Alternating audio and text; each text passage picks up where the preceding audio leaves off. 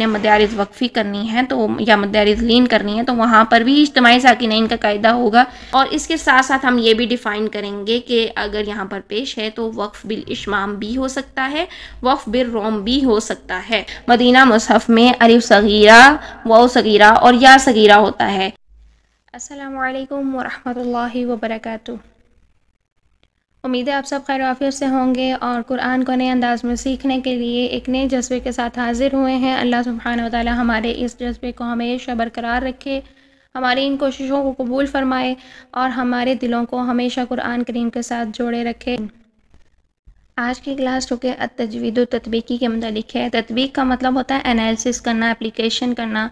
और कुरान में जो रूल्स हम सीख चुके हैं, जो जिन रूल्स के बारे में हम पढ़ चुके हैं, उन रूल्स के बारे में एप्लीकेट करना कि कहाँ पर कौन सा रूल हो रहा है, एनालिसिस करना किस जगह पर किस रूल की एप्लीकेशन हो चुकी है और कहाँ पर हमने एप्लीकेशन खुद करनी है।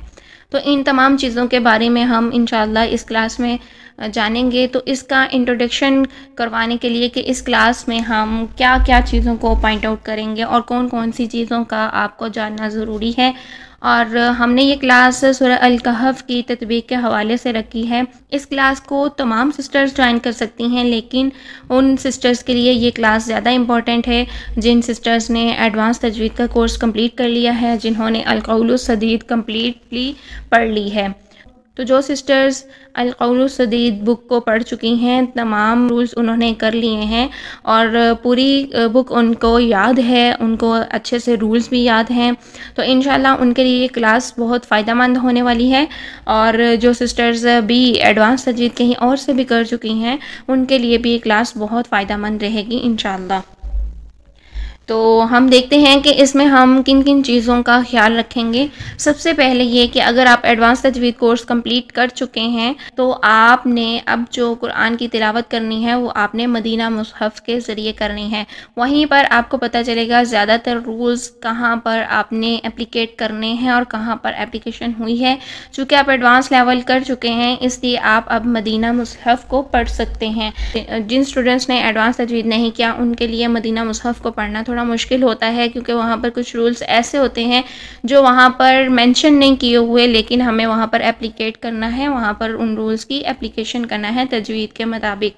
तो हम चूँकि एडवांस तजवीद पढ़ चुके हैं तो हम इंशाअल्लाह इसकी तत्बीक भी मदीना मुसहफ़ के ज़रिए ही करेंगे। मदीना मुसहफ़ को पढ़ने का आपका एक और बड़ा फ़ायदा ये होगा कि जब आप हरम शरीफ जाते हैं, मदीना मुनव्वरा या फिर मक्का मुकरमा में जाते हैं, तो वहाँ पर हरम शरीफ में ज़्यादातर जो कुरान करीम हैं वो पढ़ने के लिए मदीना मुसहफ़ ही आपको अवेलेबल होते हैं। इंडो पाक के कुरान भी वहाँ पर मिलते हैं, लेकिन बहुत कम नज़र आते हैं। अगर आप कहीं ज़्यादा रश के दिनों में जाते हैं तो वहाँ पर ये चीज़ हमें कम देखने को मिलती है। मदीना मुसहफ़ ज़्यादा होते हैं, तो मदीना मुसहफ़ को हम उसी कंडीशन में पढ़ सकते हैं, अच्छे से उसकी तमाम चीज़ों को जान सकते हैं जब हमें एडवांस के सारे रूल्स मालूम होंगे। तो इसके अलावा हम ये तत्बीक के पॉइंट्स के हवाले के अलावा भी हम देखें कि मदीना मुसहफ़ में कौन सी ऐसी चीज़ें हैं जो कि इंडो पाक के मुसहफ़ में हमें चेंज नज़र आती हैं। तो सबसे पहले हमने ये जान लिया कि हम जो तत्बीक करेंगे वो मदीना मुसहफ़ के ज़रिए से करेंगे। अरेबिक मुसहफ़ के पास होना ज़रूरी है। आप अपने मोबाइल में इसके एप्लीकेशन कर लीजिए या फिर आप ख़ुद ख़रीद लीजिए मदीना मुसहफ़ को। सबसे पहले आप पॉइंट नोट करें, नून साकिन और तनवीन के अहकाम। अच्छा, नून साकिन और तनवीन के एक ही जैसे अहकाम हैं। जहाँ पर बात नून साकिन के अहकाम की होती है वहीं पर तनवीन के भी अहकाम सेम होते हैं, ठीक है। इसलिए नून साकिन और तनवीन के सेम ही अहकामात हैं। जहाँ पर इदगाम होगा नून साकिन का, वहाँ पर तनवीन आने के बाद भी वही रूल अप्लाई होगा। चूँकि तनवीन के नून में भी तनवीन की साउंड जो आती है वो भी लास्ट में नून साकिन ही की साउंड होती है, इसलिए यहाँ पर भी तमाम के तमाम तनवीन के ऊपर भी नून साकिन वाले रूल्स अप्लाई होंगे।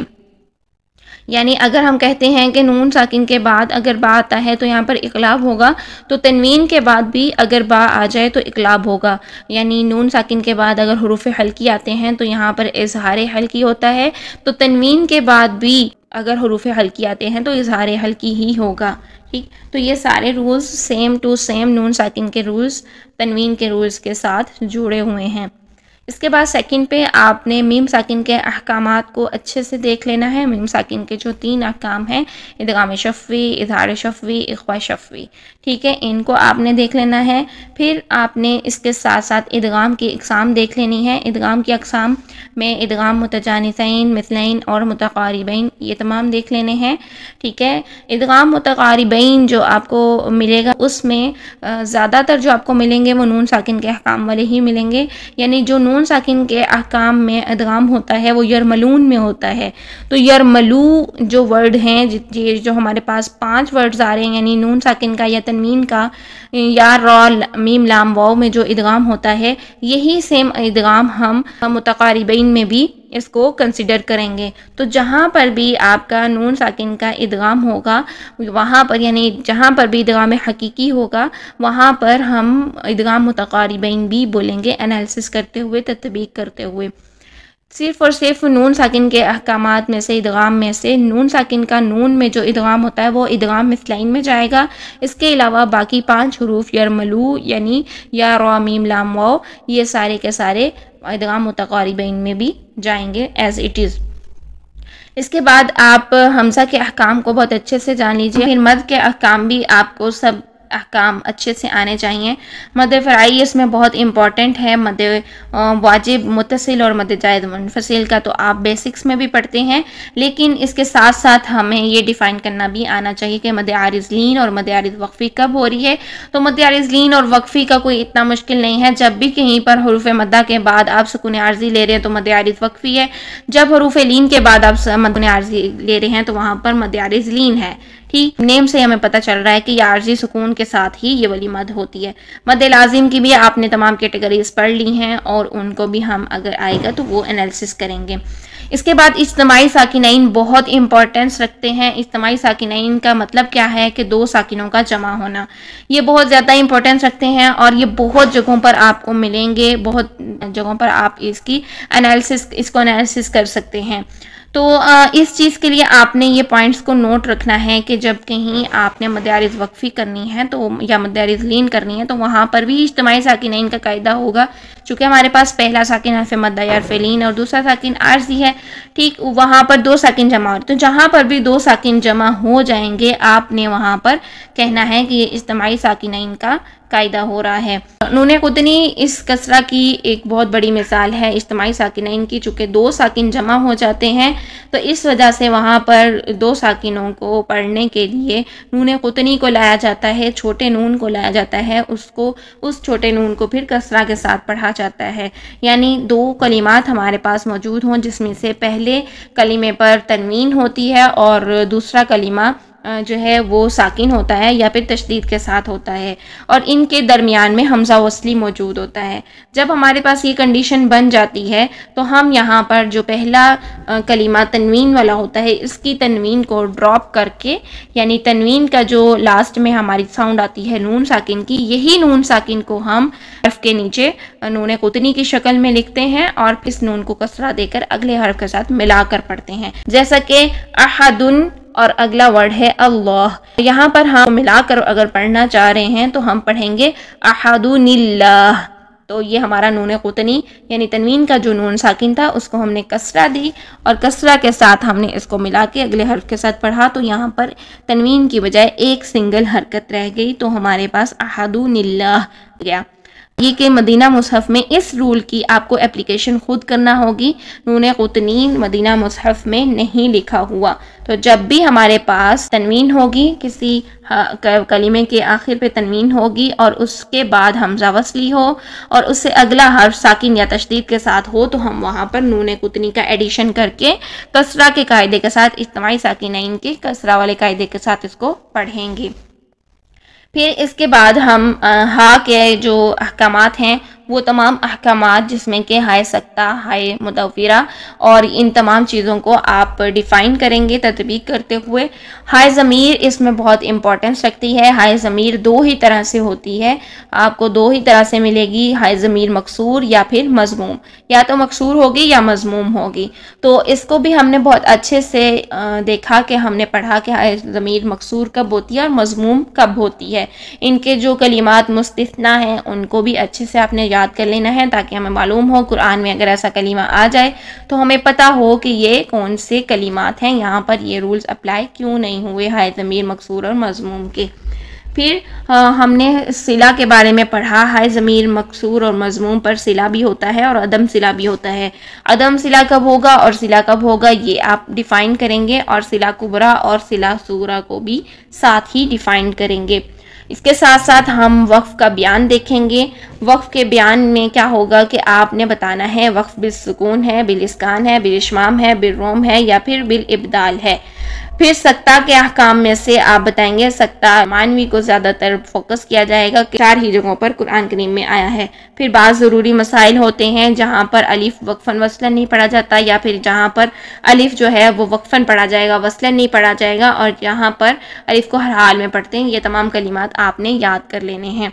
मदीना मुसहफ़ में जो गोल शक्ल में आपको सिफ़र नज़र आता है, बिल्कुल गुलाई की शक्ल में होता है, उसका मतलब होता है कि हमने उस वर्ड को वक्फ़न वसलन बिल्कुल नहीं पढ़ना है। लेकिन अगर आपको बैज़वी शक्ल में खड़ा सिफ़र नज़र आए, बारीक सा बैज़वी शक्ल में ये सिफ़र नज़र आए, तो इसका मतलब है कि इस अलिफ को हमने वक्फ़न तो पढ़ सकते हैं लेकिन वसलन नहीं पढ़ सकते।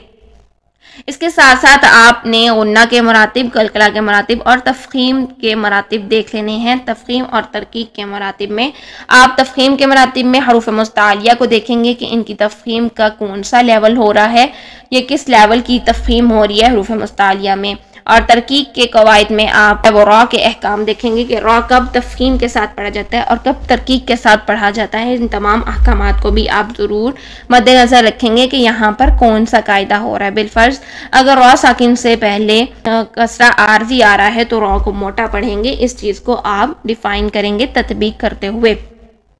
फिर इसके बाद मदीना मुसहफ़ में तनवीन की कुछ शेप्स होती हैं, यानी तनवीन जो होती है उसकी अलग शेप्स होती हैं। यानी तनवीन को जब इजहार की शक्ल में होता है, जब नून का इजहार हो रहा, तनवीन का इजहार हो रहा हो, तो वहाँ पर तनवीन पैरेलल होती हैं, एक दूसरे के बिल्कुल बराबर ऊपर नीचे होती हैं। लेकिन अगर तनवीन के रूल में इख्फा या इदगाम हो रहा हो तो तनवीन की जो शक्ल है वो आगे पीछे होती है, यानी तनवीन जो है वो हिली हुई होती है अपनी जगह से, बिल्कुल ऊपर नीचे एक दूसरे के बराबर दोनों हरकत नहीं होती, चाहे वो ज़बर तनवीन है, ज़ेर तनवीन है या फिर पेश तनवीन है। इसी तरह आप देखें कि जब इकलाब का कायदा होगा, तनवीन पर जब इकलाब का कायदा होता है तो वहाँ पर तनवीन नहीं लिखी हुई होती, बल्कि वहाँ पर सिर्फ और सिर्फ एक हरकत होगी मदीना मुसहफ़ में और उसके साथ छोटा सा मीम लिखा हुआ होगा, यानी इकलाब का कायदा होगा, एक हरकत के साथ तनवीन नहीं होगी, जबकि इंडो पाक के मुसहफ़ में तनवीन लिखी हुई होती है। इसके अलावा इंडो पाक के मुसहफ़ में आपको खड़ी हरकत देखने को मिलती हैं, जबकि मदीना मुसहफ़ में खड़ी हरकत नहीं होती। खड़ी हरकत की बजाय हरकत को 2 काउंट्स लंबा करके खींच के पढ़ेंगे, यानी पिछले हर्फ की हरकत पे या, जैसे कि बिही, यहाँ पर हा के नीचे ज़ेर है, कसरा है और इसके साथ या सगीरा है, तो इसका मतलब है हा को 2 काउंट्स खींच कर पढ़ें। वाव सगीरा का भी यही मतलब है कि अगर हमारे पास पेश के साथ छोटा सा वाव लिखा हुआ नज़र आए तो इसका मतलब है ये वाव सगीरा है, तो हमने इसको 2 काउंट्स लंबा करके पढ़ना है। जो पाक में हमें उल्टा पेश लगा हुआ नज़र आएगा, लेकिन मदीना मुसहफ़ में यहाँ हमारे पास एक पेश होगी और इसके साथ छोटा सा वाव का एडिशन नज़र आएगा, जिसका मतलब है कि इस हर्फ को हमने लंबा कर 2 काउंट्स खींच कर पढ़ना है।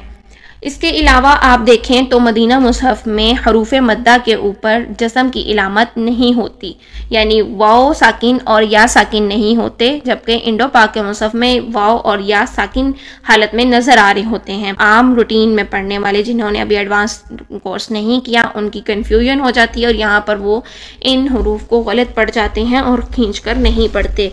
तो हमें मालूम होना चाहिए कि यहाँ पर मद हो रही है तो हम यहाँ पर इसको खींच कर 2 काउंट्स लंबा पढ़ेंगे, हरूफ मद्दा को फोकस करेंगे। इसी तरह जब आप इख्फा को देखते हैं तो इख्फा की कंडीशन में भी आपको हर्फ साकिन नहीं नज़र आएगा, वहाँ पर हर्फ के ऊपर साकिन की इलामत मौजूद नहीं होगी, जज़म की इलामत, लेकिन हमें मालूम है कि यहाँ पर इख्फा हो रहा है, इख्फा करेंगे।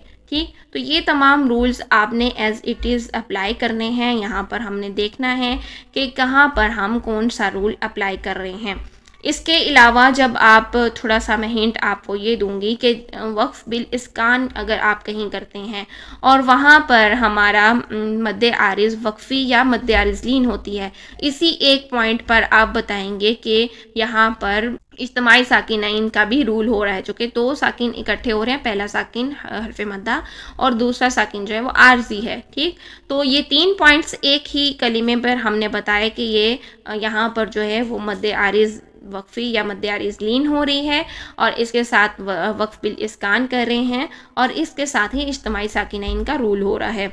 अगर मदीना मुसहफ में अलिफ सगीरा, वाव सगीरा और या सगीरा होता है, यहाँ पर आखिरी हर्फ के ऊपर पेश थी, तो हम यहाँ पर इसको मज़ीद डिफ़ाइन करेंगे, यानी इन 3 पॉइंट्स को तो हम डिफ़ाइन करेंगे कि हमने यहाँ पर जो किया है वक्फ बिल इस्कान किया प्लस वक्फ मद्दे आरिज़ वक्फ़ी या लीन दोनों में से जो भी हुआ वो किया और इसके साथ हमने इज्तिमाई साकिनैन का यहाँ पर रूल हुआ और इसके साथ साथ हम ये भी डिफ़ाइन करेंगे कि अगर यहाँ पर पेश है तो वक्फ बिल इश्माम भी हो सकता है, वक्फ बिल रोम भी हो सकता है। फिर जब अगर हमारे पास आखिरी हर्फ ज़ेर था और हमने वक्फ बिल इस्कान किया है तो वहाँ पर हमारे पास 4 पॉइंट्स बनते हैं।